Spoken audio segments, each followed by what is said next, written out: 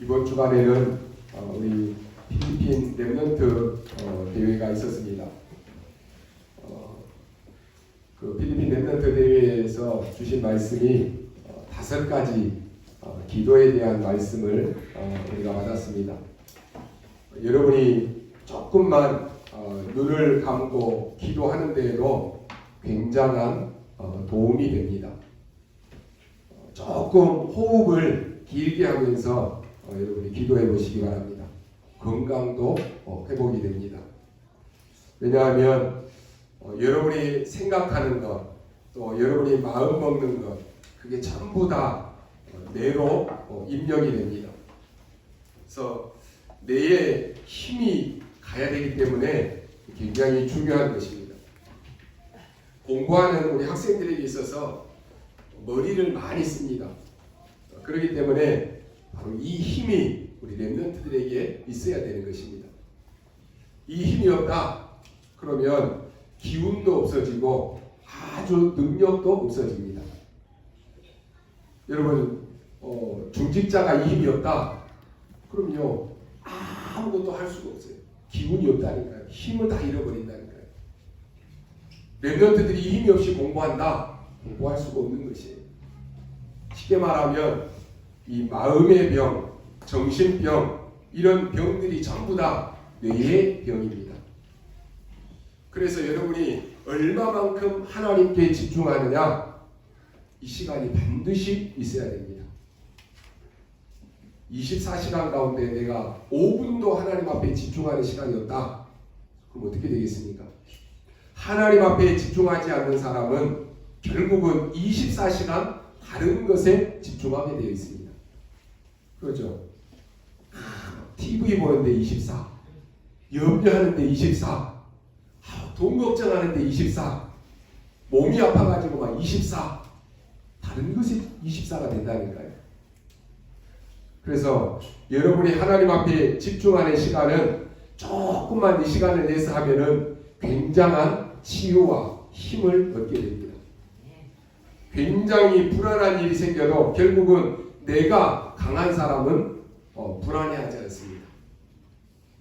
근데 이 내가 약한 사람들은 불안하지 아니하는 데에도 불안이 옵니다. 영적으로 건강한 사람은요, 강한 사람은 염려되는 일이 생겨도 그럼 별로 염려 아닙니다. 그냥 넘어가 버린다니까요.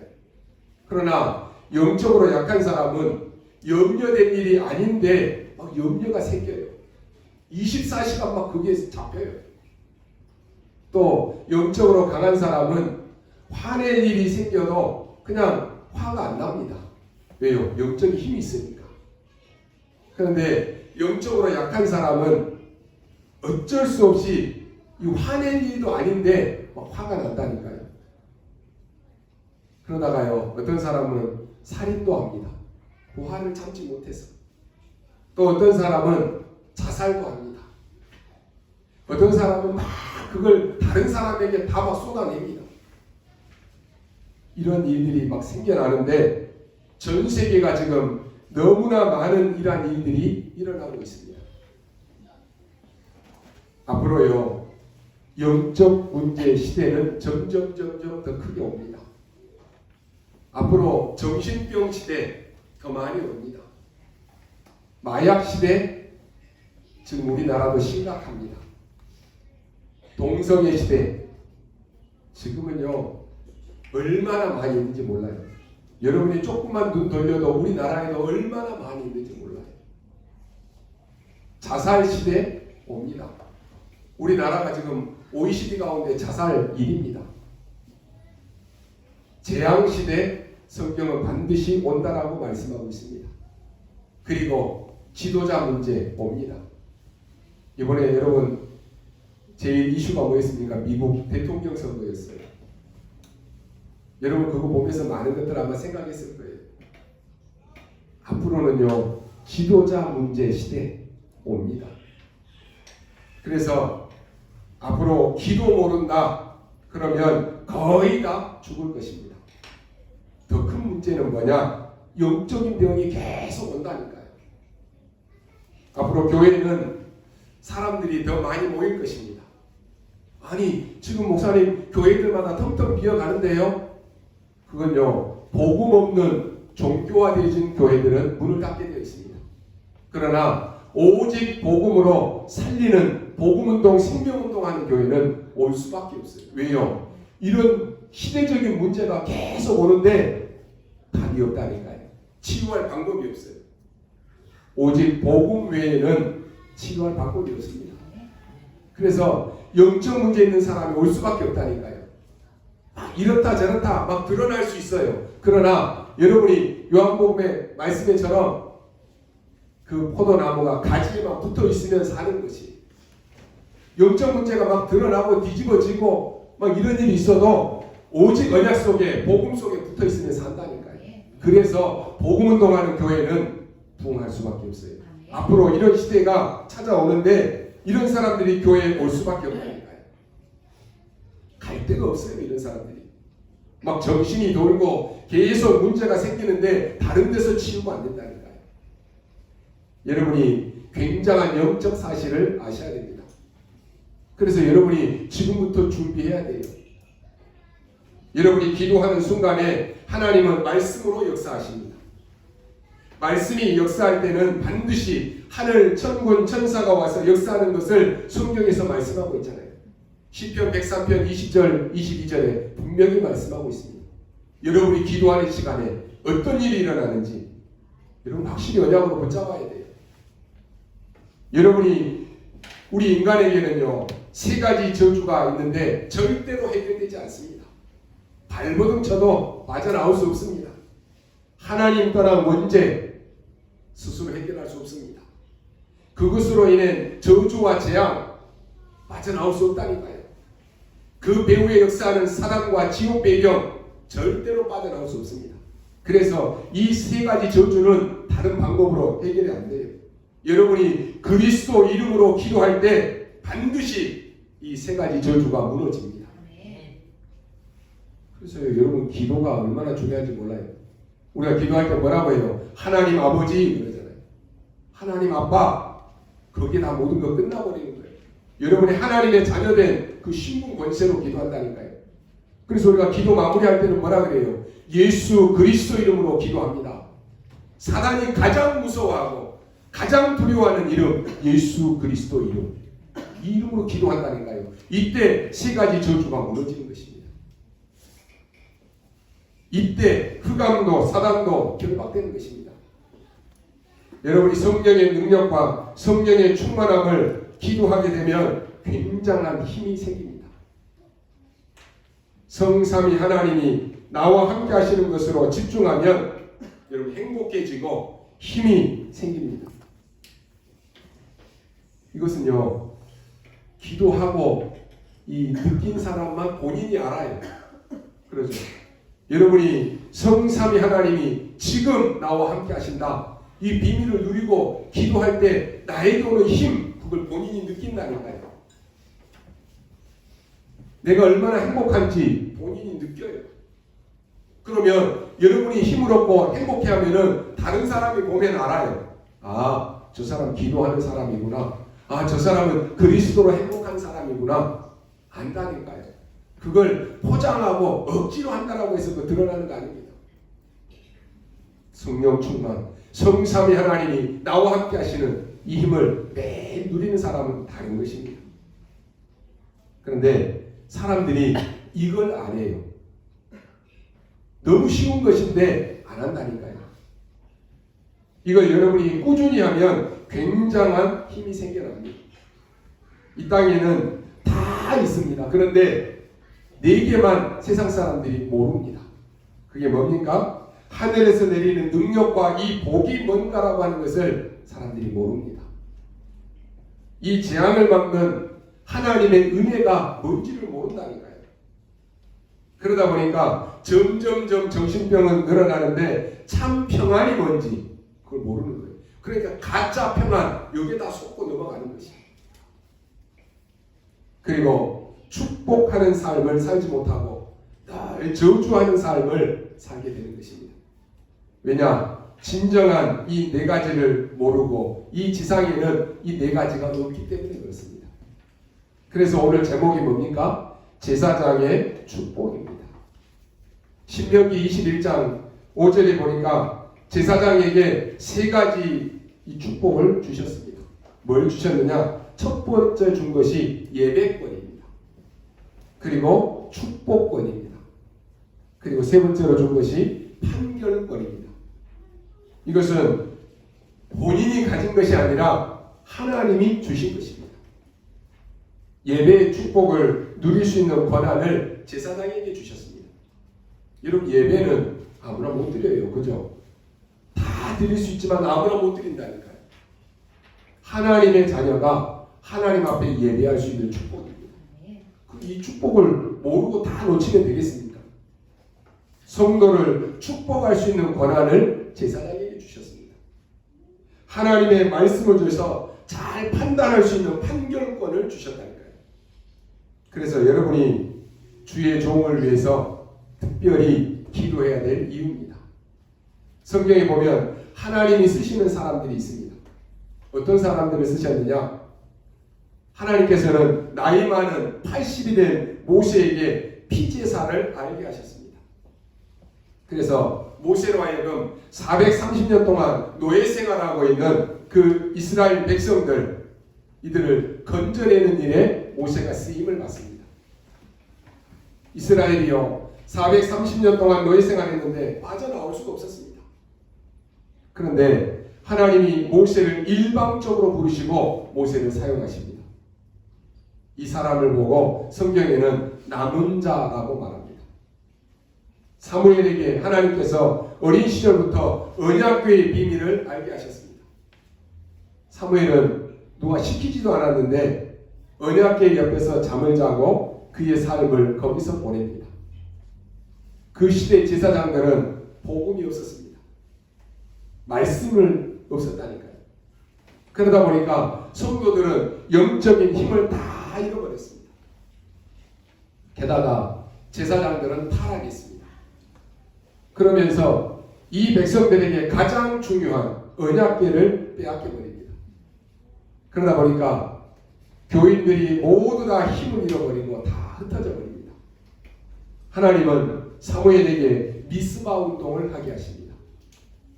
하나님을 떠나서 우상 숭배할 수밖에 없는 그 사람들을 회개하게 하고 잃어버렸던 믿음을 회복하게 하고 미스바 운동을 하게 하십니다. 그래서 아무 힘이 없고 텅텅 비어있는 교회를 살리는 일에 하나님은 사무엘을 사용하십니다. 이런 사람이 남은 자입니다. 다윗 같은 경우는 어린 시절에 목동으로 일하면서 하나님을 찬양하고 기도하는 일을, 이 비밀을 하나님께서 알게 하셨습니다. 여러분이 어떤 일을 하든지 간에 하나님이 나와 함께 하심을 늘 누리고 찬양할 수 있고 기도할 수 있다. 그 사람이 승리합니다. 목사님 일하는데도 바쁜데요. 할 시간이 없는데요. 근데 여러분의 24시간 시간을 한번 다 생각해 보십시오. 내가 어디에 시간을 다 보내고 있는지. 안 해도 될 일을 막 시간 보내고 있으면서 진짜로 해야 될 시간에는 별 관심이 없어요. 그러니까 영적으로는 계속 무너지는 것입니다. 다윗은 목동으로 있으면서 하나님 앞에 찬양했다니까. 이 어린 시절에 다윗에게 사무엘을 보내서 앞으로 네가 왕이 될 것인데 왕이 되면은 네가 해야 될 일이 있다. 그게 뭐냐? 지금 빼앗겨버린 이 언약궤를 모실 성전을 지으라라고 하는 것입니다. 이것을요 다윗은 평생의 언약으로 붙잡았습니다. 여러분이요 중직자로 기름 부음 받을 때 여러분이 평생의 언약으로 이면 계약으로 붙잡은 것이 있을 것입니다. 그게 없다. 그럼 한번 생각해 봐야 돼요. 내 평생의 언약이 뭐냐? 내 평생의 하나님 앞에 이면 계약이 뭐냐? 그걸 언약으로 다윗은 딱 붙잡았다니까. 언약궤가 지금 빼앗겨가지고 다 지금 무너지고 있는데 언약궤 모실 성전 지어야 되겠다. 그걸 언약으로 딱 붙잡았다니까. 바로 이런 사람이 남은 자입니다. 그런 남은 자들의 특징이 뭡니까? 그들에게 문제가 없었습니까? 모세, 사무엘, 다윗은 남은 자인데 일반 사람들보다 더 문제가 많았습니다. 그런데 그게 낙심거리가 아니고 그들에게는 발판이 되었습니다. 이런 사람을 보고 남은 자라고 합니다. 이 사람의 특징이 뭡니까? 일반 사람들보다 상처가 더 많았습니다. 주변에 상처 주는 사람이 얼마나 많았는지 몰라요. 그런데 이 상처가 그들에게 걸림돌이 아니라 디딤돌이 된 사람들입니다. 어떤 사람들은 목사님 일하려고 했더니요, 나 저 사람 때문에 일 못하겠어요 그래요. 그 상처가 많아서 그래요. 영적 힘 있는 사람은 그게 걸림돌이 아니라 저 사람이 안 하려고 하니까 하나님이 나를 통해서 하라고 하시나 보다. 그럼 끝나는 거예요. 교회 일 하나 하는데 뭐 이래서 안 된다 저래서 안 된다. 걸림돌이 되면 일할 수가 없어요. 하나님이 나에게 하라고 하시나 보다. 그럼 끝나는 거예요. 그러죠. 이래서 못해 저래서 못해. 사람들이 나에게 상처 많이 줘서 나는 교회 못 다니겠어요. 그게 그 사람에게 걸림돌이 되면 무너지는 것이. 그런데 이 디딤돌이 되면 믿음으로도 성장하게 되는 것입니다. 이런 사람이 남은 자입니다. 그래서 그 문제가 발판이 되고 상처가 디딤돌이 돼서 많은 사람을 살리는 사람이 되는 것입니다. 이게 남은 자입니다. 문제 때문에 넘어지는 사람이 아니고 문제가 발판이 되는 사람입니다. 상처가 걸림돌이 아니라 그 상처가 디딤돌이 된 사람을 보고 남은 자입니다. 하나님은 이 시대에 우리를 남은 자로 부르셨습니다. 이게 바로 렘넌트입니다. 이 비밀을 알고 영적인 축복을 받은 사람의 특징이 뭐냐? 바로 축복할 사람이 많다라고 하는 것입니다. 여러분, 내가 축복할 사람이 많다. 그러면 그 사람은 영적인 축복을 많이 받은 사람입니다. 그러죠. 여러분, 사랑을 많이 받은 사람이 사랑을 많이 또 할 수 있어요. 그죠? 하나님의 축복을 많이 받은 사람이 다른 사람에게 하나님의 축복을 많이 줄 수 있다니까요. 근데 만약에 내 주변에 미워할 사람이 많다, 싫어할 사람이 많다, 그러면요, 그 사람은 틀림없이 불행한 사람입니다. 빨리 바꾸셔야 돼요.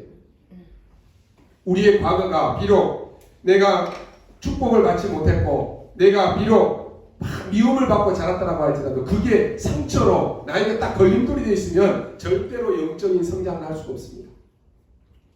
이걸 발판으로 삼아서 내가 하나님의 큰 축복을 받아서 많은 사람에게 내가 축복을 하는 사람이 되어야 되겠다. 왜요? 여러분이 이 축복할 제사장이라니까요. 이 축복을 받은 사람이라니까요. 성경에 보니까 이 제사장을 하나님이 부르셔서 제사장에게 주신 사명이 바로 축복하는 사람으로 부르셨습니다. 바로 예배를 인도하는 사람이 바로 제사장입니다. 그리고 백성을 축복하는 사람이고 백성의 옳고 그름을 판결하는 사람이다 그랬습니다. 이 세 가지가 오늘 제사장에게 주어진 축복인 것입니다. 한마디로 제사장이 할 일이 뭐냐? 백성을 축복하는 것입니다.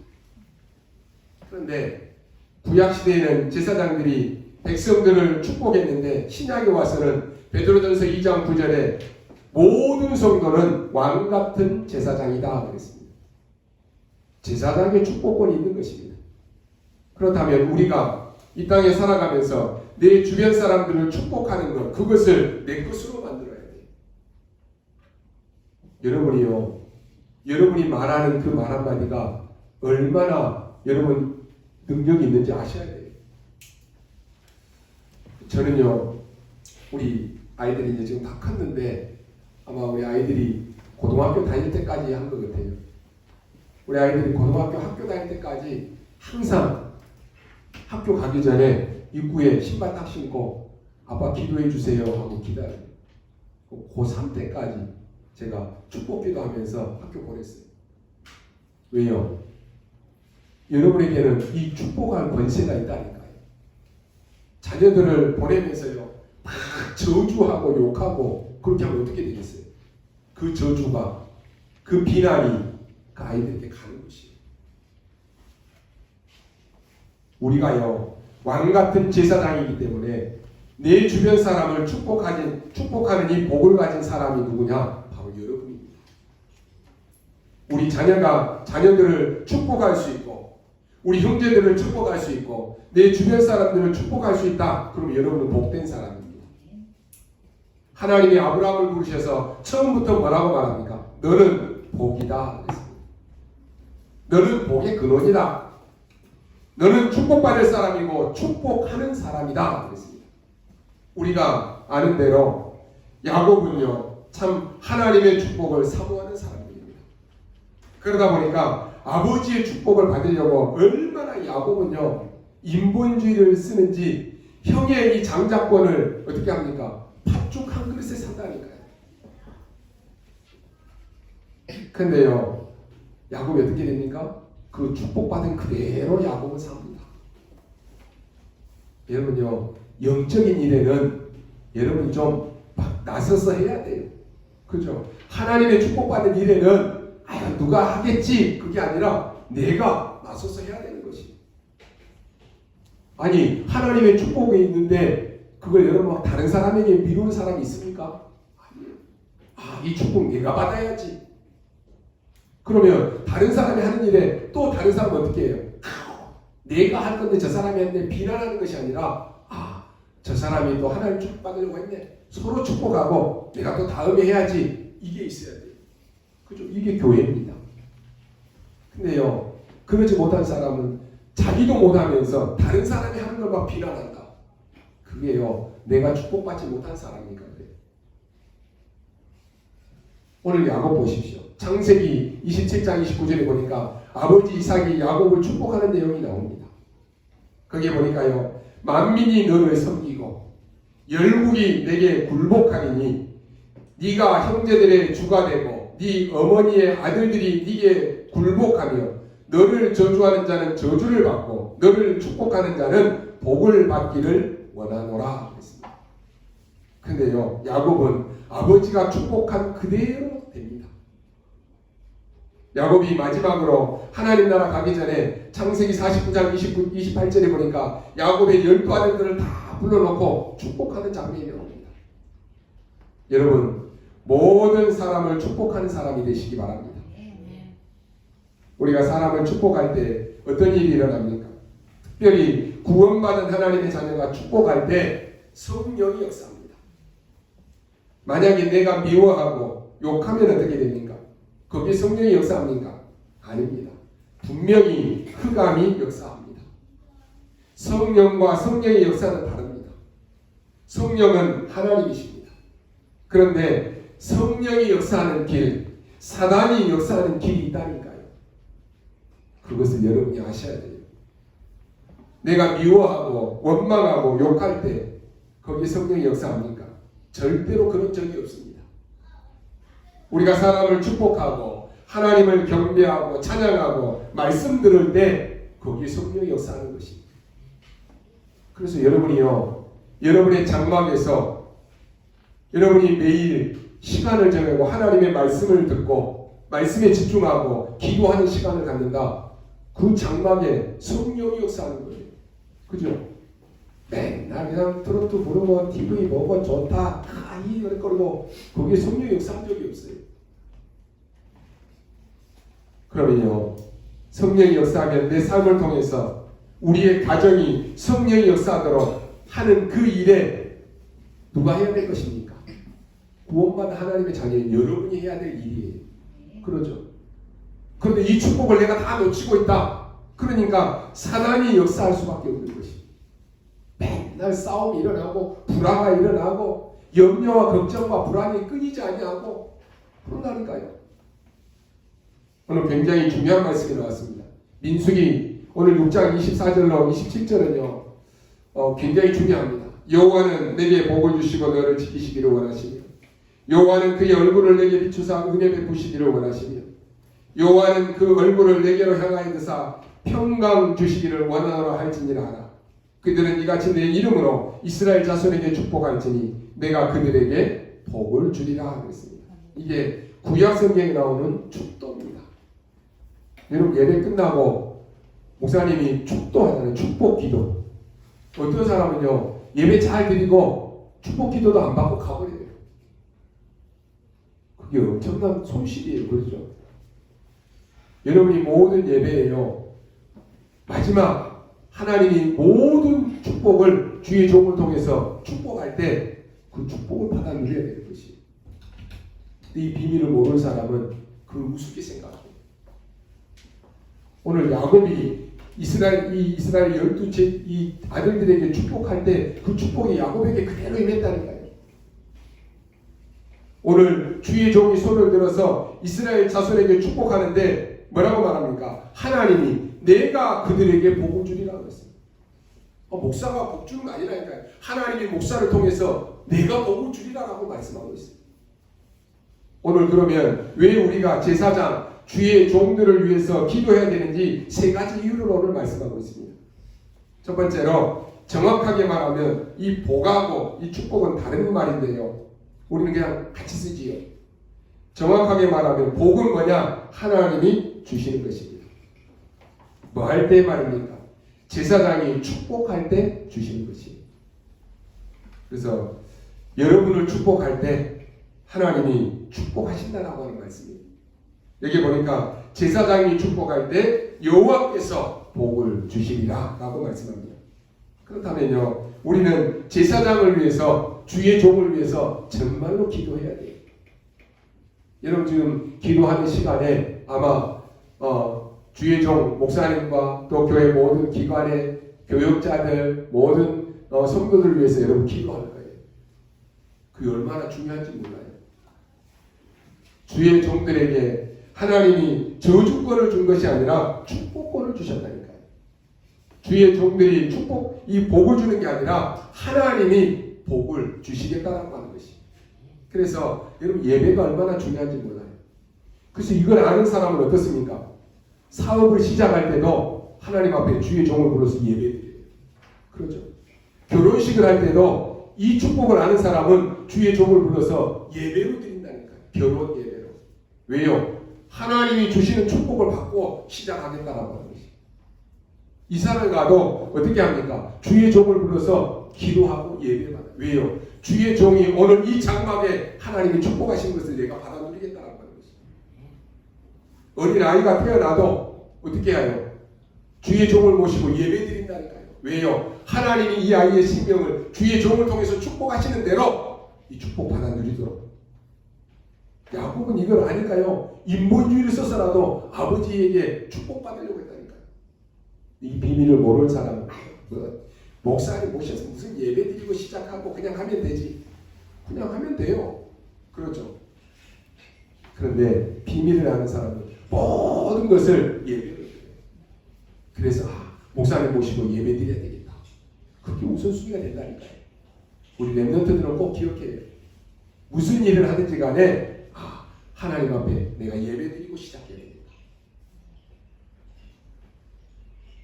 우리가 예배할 때 주의 종들이 말씀을 대신하고 주의 종이 축복할 때 하나님이 축복하시는 것입니다. 여러분 복 중에 복이 뭔지 아십니까? 여호와의 복입니다. 오늘 여호와께서 너에게 복을 주시기를 원하노라 그랬습니다. 많은 사람들이 오복 얘기하면서 이게 복이다라고 얘기합니다. 그러나 진짜 복은 뭐냐? 하나님이 주시는 것입니다. 어떤 사람은 건강이 복이다라고 말합니다. 그런데 성경에서는 그렇게 되어 있지 않습니다. 복을 받은 사람이 건강해야 된다라고 말합니다. 하나님의 복을 받지 못한 사람이 건강하다. 그 사람은 굉장히 골치 아픈 사람이 됩니다. 또 많은 사람이 재물은 복이다라고 말합니다. 그런데 복을 받지 못한 사람이 재물을 많이 가지고 있다. 그게 큰일 나는 것이. 그게 재앙이 될 수 있다니까요. 그게 그 사람에게 큰 걸림돌이 될 수 있어요. 많은 분들이요. 명예가 복이다 그럽니다. 근데 하나님의 복을 받지 못한 사람이 명예가 있다. 그것 때문에 망합니다.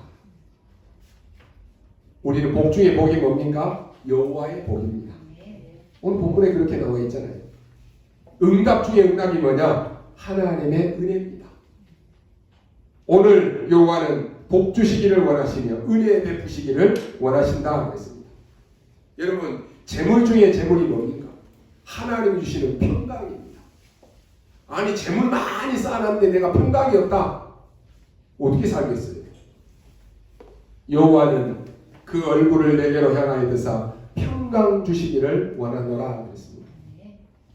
최고의 헌신이 여러분 뭐겠습니까? 여호와의 이름으로 축복하는 것입니다. 그래서 목사님들이 간혹 가다가요 성도님들을 막 욕하거나 저주하는 사람들인데요, 그게 크게 잘못된 것이에요. 어떤 목사님 막 강단에서도 그냥 막 저주를 한다니까요. 그게 큰 잘못이에요. 그러니까요, 얼마나 틀린 것인지 모릅니다. 하나님은 주의 종들에게, 주의 백성들, 특히 중직자들을 축복하도록 축복권을 주셨어요. 그거 놓치면 큰일 나는 것입니다. 그래서 중직자들이 안수 받을 때요, 기름 부어서 주의 종들이 안수해서 세우잖아요. 오늘 제사장 얘기가요, 성경에 나오는데 제일 중요한 얘기를 했습니다. 네가 축복할 때 내가 복을 내리겠다 그랬습니다. 두 번째 뭡니까? 너희들이 광야길을 갈 때에, 위기를 만났을 때에 하나님이 복을 주시고 하나님이 은혜를 주시고 하나님이 평강을 주실 것이다 그랬습니다. 지금 이 지난날에 그 엄청난 상처를 가지고 지금 가고 있습니다. 그런데 하나님은 은혜를 베푸시겠다 그랬습니다. 지금 지난날에 많은 과거의 상처에 하나님은 평강을 주시겠다라고 약속했습니다. 여러분이 위기를 만날 때 하나님 은혜를 주시겠다라고 말씀했습니다. 이게 지금 민수기의 굉장한 약속입니다. 하나님의 백성들 쭉 지금 지파들 얘기하면서 나온 말씀입니다. 여러분이 지금 어려운 광야길을 걸어갈 때 하나님께서는 눈에 보이지 않게 분명히 성삼위 하나님으로 역사하셔서 여러분에게 평강을 주실 것이다 라고 약속하십니다. 그래서 여러분 절대로 속지 마시기 바랍니다. 여러분이 뭘 잘못해서 하나님 앞에 기도할 때 하나님은 은혜를 주시겠다라고 말씀하십니다. 사람은 은혜를 주지를 못합니다. 하나님이 은혜를 주시는데 사람은 줄 수가 없어요. 또 뭡니까? 여러분이 지금 가나안 땅으로 들어가야 되기 때문에 그렇습니다. 가나안 땅으로 들어가서 세계복음화해야 될 준비를 해야 되기 때문에 하나님은 위기 속에서 너를 지키시겠다라고 하는 약속입니다. 절대로 여러분 사람 때문에 낙심하지 마시기 바랍니다. 우리가 좀 일하려다 보면요, 제일 걸림돌이 뭐냐? 사람 때문에 자꾸 시험을 받아요. 그렇죠? 뭔가 일을 딱 하려고 하면은 꼭 걸림돌이 되는 사람이 있다니까요. 거기에 속지 말라라고 하는 것이. 그리고 여러분 언약 잡으셔야 돼요. 틀림없이 오는데 사람들은 이걸 자꾸 놓친다니까요. 얼마나 안타깝습니까? 응답보다 여러분 중요한 게 뭡니까? 나의 영적 상태입니다. 응답보다 더 중요하다니까요. 여러분이 많은 것을 얻는 것보다 더 중요한 것이 뭐냐? 하나님의 능력과 하나님의 은혜를 누리는 것입니다. 이거 다 놓쳐버리고 막 세상에 눈에 보이는 거 그거 다 가지면 뭐합니까? 많은 것을 일하는 것도 중요하지만 하나님의 은혜와 하나님의 능력이 여러분에게 있는 것, 이게 굉장히 중요한 것입니다. 세 번째로 이때 어떤 언약을 우리에게 주십니까? 왜 이 언약을 주십니까? 이 언약을 후대에게도 전달하라고 하는 것입니다. 네 후대가 앞으로 광야길을 가고 가나안 땅을 들어갔을 때 하나님이 이 은혜와 평강과 능력을 주실 것이다라고 하는 약속입니다. 지금 가나안 땅에는 들어가면 지금 처음으로 이 사람들이 들어온 것입니다. 원래는 이스라엘 사람들의 고향입니다. 그런데 지금은 다른 사람들이 다 차지하고 있습니다. 그 숫자가 어느 정도냐? 7족속이 살고 있다고 했습니다. 지금 7족속이 가나안 땅에서 기다리고 있다니까요. 거기에 31명의 왕이 나옵니다. 그러니 이 자그마한 나라에 왕이 31명이 있으니까 어떻게 되겠습니까? 그러니까요, 겁이라는 것입니다. 여러분, 하나님의 언약을 굳게 붙잡으시기 바랍니다. 이스라엘 민족이 지금 가기도 전에 가나안 땅에 있는 모든 족속들은 뭐라고 말씀합니까? 간담이 녹았다라고 말씀합니다. 지금 여러분이 고생하는 것처럼 보이지만은 여러분의 이 소문은 다 그 땅에 지금 다 전달되고 있는 것입니다. 이 사람들이 지금 올 때 홍해도 가리고 여리고도 무너뜨리고 하나님이 역사하시고 만나와 메추라기를 먹여서 살리셨고 이걸 지금 가나안 땅에 있는 이 일곱 족속과 선한 왕이 다 듣고는 간담이 녹아버렸다고 그랬다니까요. 여러분이요 언약 잡고 지금 고생하는 것처럼 보일 수 있습니다. 그러나 사람들은 여러분을 다 보고 있습니다. 저 사람이 진짜로 하나님의 사람이구나. 저 사람이 진짜로 문제와 어려움 속에 흔들리지 않고 하나님이 함께 하시는 사람이구나. 여호와의 힘으로 충만한 사람이구나. 여러분 주변의 사람들은 여러분을 보고 있다니까요. 그래서 문제 올 때 여러분에게 찾아오게 되어 있어요. 광야에서 지금 굉장히 이스라엘 백성들이 어려움을 당하는 것처럼 보이는데 그게 지금 그대로 전달되었다니까요. 아니 하나님이 왜 홍해를 갈랐습니까? 뭐 때문에 여리고를 무너뜨렸습니까? 그걸 지금 그대로 다 전달된 것입니다. 가나안 땅에 살고 있는 군인들, 많은 지도자들은 이 소식을 듣고는 지금 이러한 이스라엘 백성들이 온다라고 하는 소식을 듣고는 간담이 녹아버렸어요. 어떤 사람은 다 도망가 버렸습니다. 여러분 믿으시기 바랍니다. 간담이 녹았다라고 하는 이 말은요, 간하고 담낭이 녹아버렸다라고 하는 것입니다. 그럼 어떻게 되냐? 의사들이 하는 말이요, 간하고 담낭이 녹아버리면 걷지를 못한답니다. 그러니까 어떤 사람은 이 소식을 듣고 간하고 담낭이 안 녹은 사람은 다 도망가 버리고 못 도망가는 사람은 지금 그 가나안 땅에 지금 그대로 있는 것입니다. 오늘 여러분이 언약 잡으시기 바랍니다. 이미 거기에 있는 지도자들은 다 도망가고 한 사람도 없습니다. 남아있는 사람은 다 간담이 녹아 있습니다. 여러분 주변에 많은 사람들이요 소리 지르는 것처럼 보일 수 있습니다. 그런데 그게 그 사람들이 지금 울부짖는 것입니다. 여러분이 강한 것처럼 보이지만은 힘들어서 소리내는 신음소리입니다. 여러분을 막 핍박하는 사람이 있지요. 그건 나 좀 살려달라고 하는 신음소리입니다. 그래서 오늘 하나님이 이스라엘 백성들을 확실하게 축복하십니다. 민수기 22장 27절에 오늘 이 말씀은 여러분이 매일 읽으셔도 좋습니다.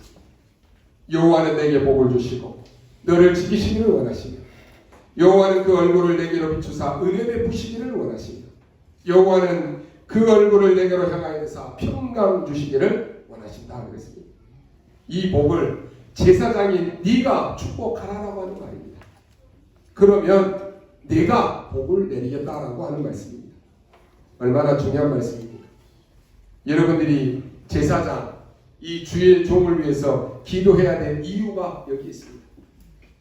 주의 종들이 하나님의 말씀을 잘못 전하거나 주의 종이 저주를 하거나 그렇게 하고 있으면 어떻게 되겠습니까? 주의 종이 막 갈등하고 있고 염려하고 있고 그 갈등 때문에 막 힘들어하고 시달리고 있다. 그럼 어떻게 되겠어요? 여러분 주의 종이요 말씀과 기도에 전무하도록 기도와 하나님의 말씀 이거 전하는 일에 전무할 수 있도록 그 일을 할 수 있도록 여러분이 하셔야 돼요. 그렇죠? 맨날 주의 종이 그냥 뭐 교회 문제 때문에 뭐 시험 들고 갈등하고 있고 그러고 있으면 여러분 강단에서 어떻게 되겠어요? 안 된다니까요. 그래서 주의 종이 오직 말씀과 기도하는 일에 전무할 수 있도록 우리 목사님이 24 기도와 24 전도와 24 말씀 동할 수 있도록 기도해야 돼요. 그렇죠? 사실 여러분은요 최고로 기도해야 될 대상이 누구냐? 주의 종이에요. 그렇죠?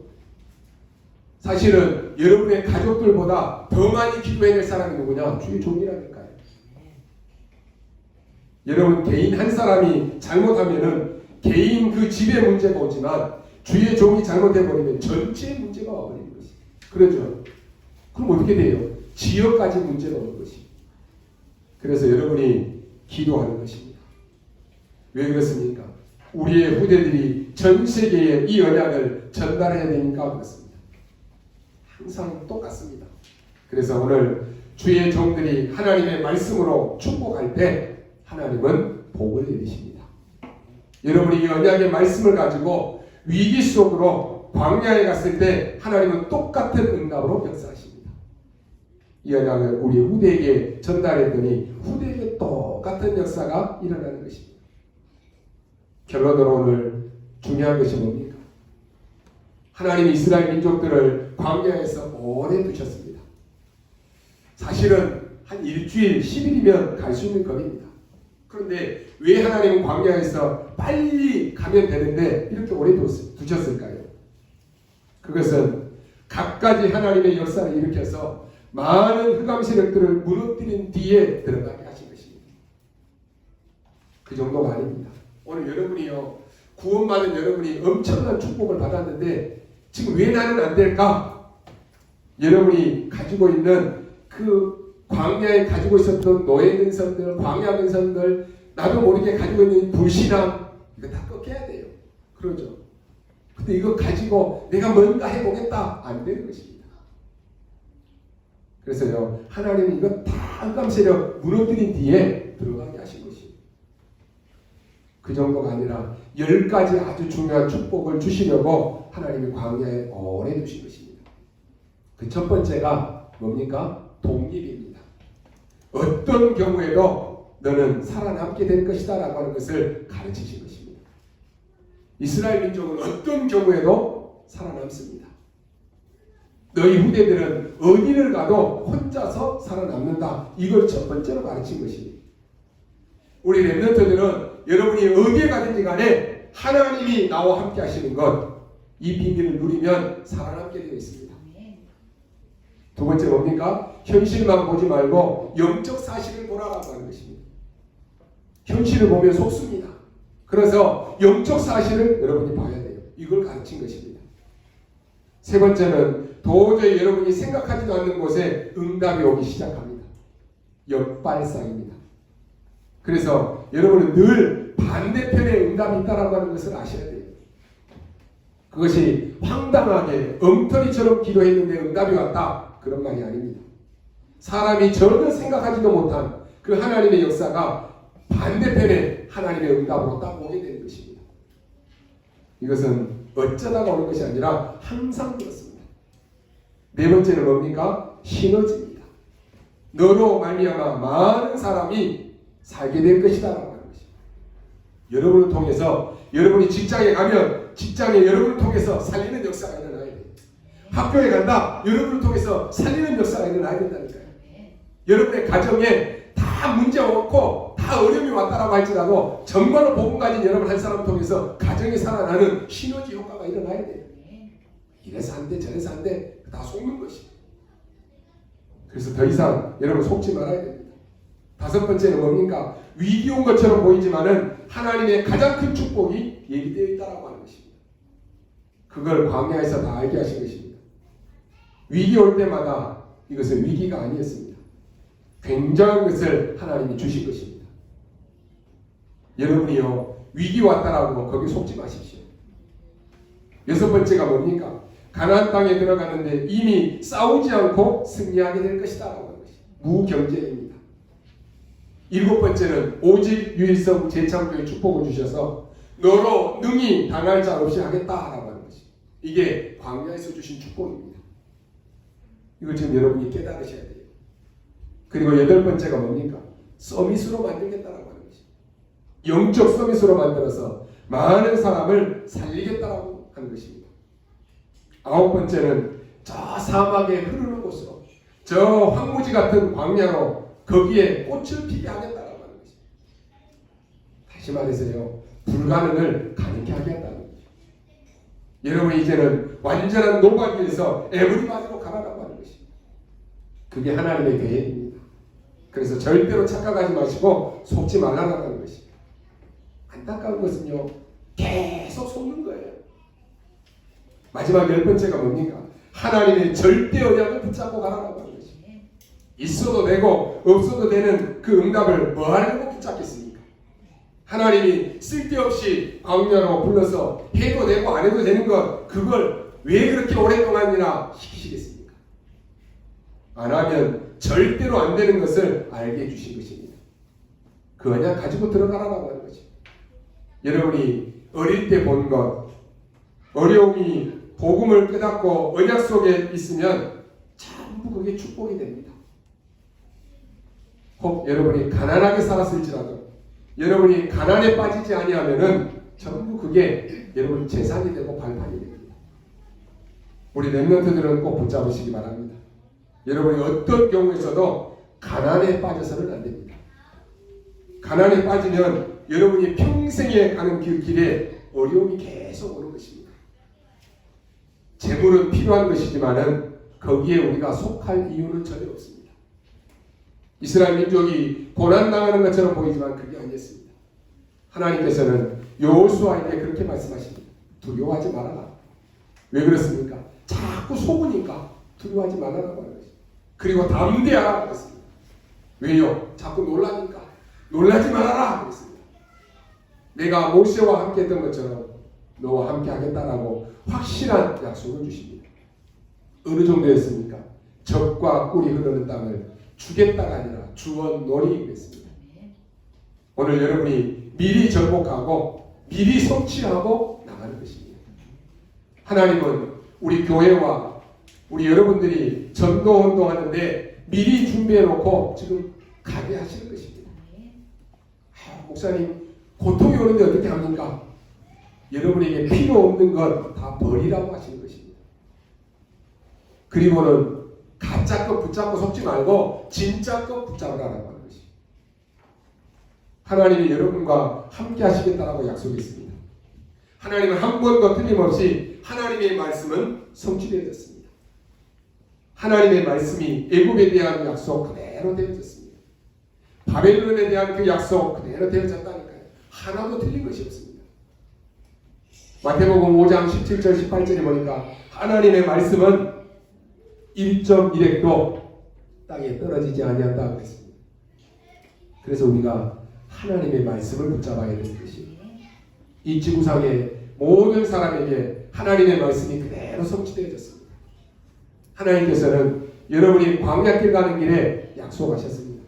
쉽게 말하면 여호와께서는 네게 복을 주시는 것이 바로 내 소원이다라고 하는 것입니다. 하나님이 원하시는 것은 여호와께서는 너에게 은혜 베푸시기를 원하신다. 하나님은 불꽃 같은 눈으로 너를 살피고 너에게 평강 주기를 원하신다. 이게 하나님의 소원입니다. 여러분, 하나님의 자녀가 이 축복받고 이 은혜 속에 이 응답 속에 언약의 여정을 가야 되는데 그렇지 못할 때 어떻게 되겠어요? 그렇다면 하나님의 소원은 나에게 평강을 주시고 나에게 복을 주시고 나에게 은혜 주시기를 원하시는데 나는 왜 이랬냐라고 하는 것입니다. 여러분 오늘 깨달아야 됩니다. 우리의 생각이 비판적이고 늘 의심하고 매일 불신앙하고 속으로 매일 욕하고 왜 그렇습니까? 근데요 사람이 망하려고 하면 그렇게 삽니다. 그러나 여러분이 은혜를 받고 나면 하나님이 나의 모든 과거를 발판으로 싹 다 만들었다라고 하는 것을 깨닫게 됩니다. 그리고 그때부터 사람을 쳐다보면 감사가 나옵니다.